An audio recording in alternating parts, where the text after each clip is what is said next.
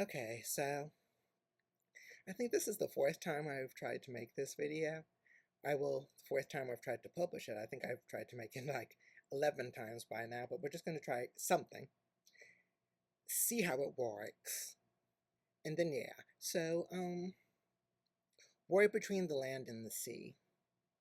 Yeah, I thought it was good. At the end of the day, there was a subtext to this.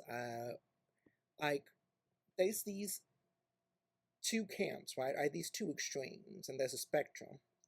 Like at one extreme you have the children of Earth, and at the other extreme you have just like maybe the optimism of ITD's second era, right? And right between those you have war between the land and the sea. One point that I think needs to be made is every episode of Doctor Who cannot be Children of Earth. This show cannot sustain itself in the long term if it's Children of Earth. Okay? That's not sustainable. If the show wants to become darker, it has to be closer to war between the land and the sea. That was kind of the bigger point here. Like, can you make a sustainably dark tone?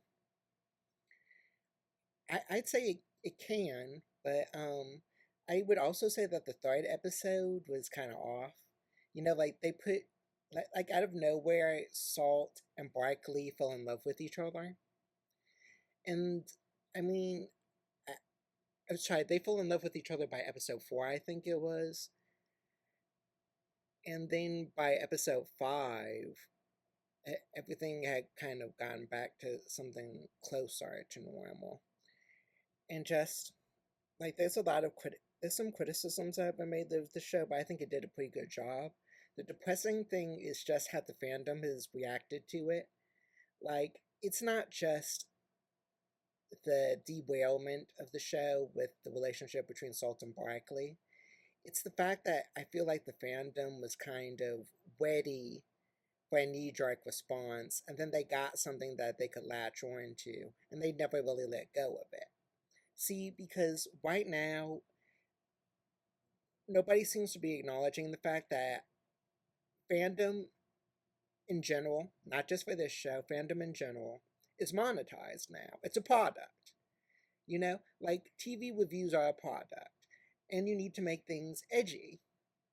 You need to provoke people, and you need to provoke outrage. And as a direct result, we're getting TV reviews that aren't authentic anymore. We're getting TV reviews that provoke people. And I think something that I think is a bit unfortunate with Doctor Who is that it seems to have a unique niche where you can talk about Doctor Who and have a lot of engagement but little competition. Like when you're making a video, when you're making something on social media, when you're making content, you want something that's niche that has very little competition. And Doctor Who is in that camp. So now you have two different kinds of things happening. You have the Jarks who are just bigots getting mad at Doctor Who, and I think they've worn down a bit. Like they've gone on to other things because, Trump's back. But and Trump's, a threat to the planet now. But on the other side, you have people who aren't mad at Doctor Who for ideological reasons. They just seem to be mad for all kinds of just, ugh. Like, there's real criticisms to be leveled at RTD. There's criticisms to be leveled at the concept of nostalgia. But at the same time, I think sometimes people want to talk about this like we have an easy fix that we can have in the next 2 days. No. Like, the show's going to be what the show's going to be.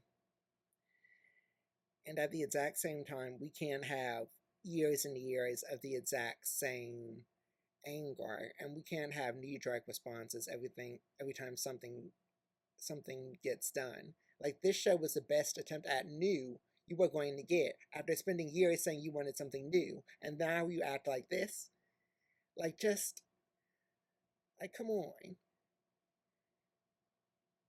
I mean, I'm sick of this. I feel like Doctor Who is just stuck in this random place where it can't get any praise anymore because there's a lot of people who want to use it to get easy engagement, who want to get monetization, and it's unfair,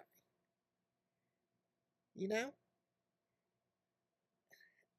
The show overall all was good. It did some things that were kind of weird. Again, the relationship between Salt and Barkley came out of nowhere. I don't think that was RTD's fault. See, that's another thing that pisses me off. A lot of fans are saying that was RTD's fault. I'm pretty sure Peter McTee wrote that.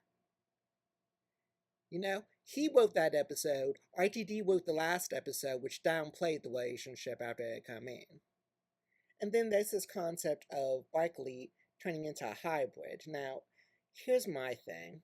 On one level, that seems weird and out of nowhere, but also a lot of people are saying, why isn't humanity trying to live with the Sea Devils, or whatever they're being called now? The reason why humanity isn't trying to live with them is because humanity can't live with them in a 5-episode series. You can't resolve that. We've had decades of this problem now, and you think they can resolve that in one miniseries? No.